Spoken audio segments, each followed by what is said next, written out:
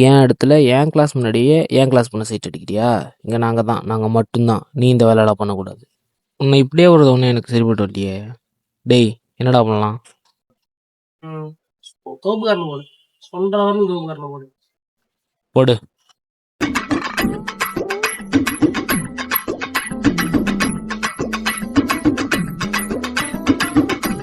நாளைக்கு ஆளுகிட்ட ப்ரப்போஸ் பண்ணலான்னு இருக்கேன். என்ன பண்ணலாம்? பண்ணுமாம்மா, நான் பார்த்துக்கலாம். அவன் வரானே.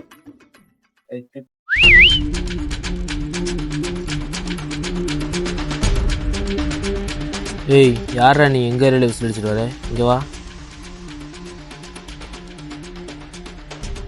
ஏய், சொல்லினே இருக்கேன், எகத்தலமா நிற்கிற. தம்பி, நீ தப்பான டைமிங்கில் தப்பான இடத்துல வந்து மாட்டிகிட்டு இருக்க. டைமிங்கா? அந்த டைமிங்கில் தான்டா நான் கிங்கே.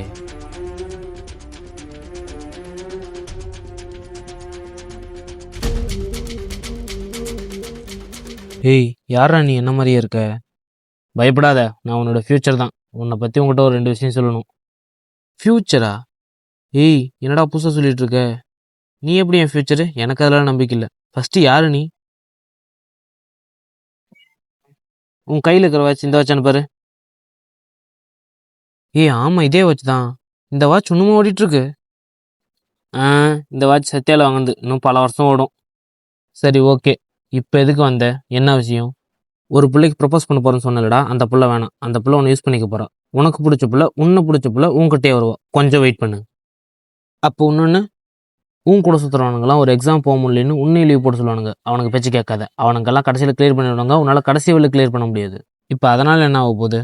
உன் கூட படிக்கிறவெல்லாம் மாதம் 25,000 சம்பளம் வாங்கிட்டு இருக்கான். நீ 60,000 சம்பாதிக்கிற. இருந்தாலும் அவனுக்கு டிகிரி முடிச்சிட்டானுங்க.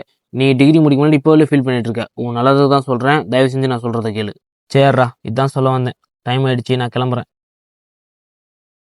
சரி, நீ சொல்கிறதெல்லாம் ஓகே.